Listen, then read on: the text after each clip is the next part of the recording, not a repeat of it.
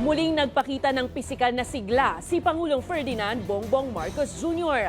nang pangunahan niya ang rice distribution sa Maynila ngayong Huwebes. Sa gitna kasi ng programa, biniro niya ang lahat ng sino ang may sakit bago paulit-ulit na binuhat ang isang 10 kilong sako ng bigas.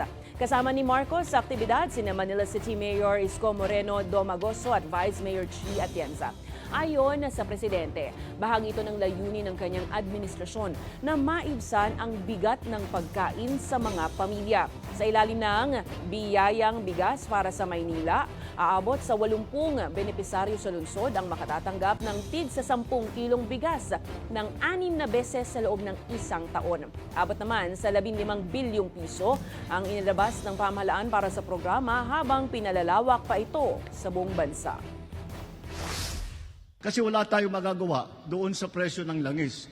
Ngunit sa presyo ng pagkain, yun, meron tayong magagawa. At nataon nga itong programang ito. At sana po, ipapagpatuloy nga natin ito. Sana po ito'y makatulong sa ating mga kababayan.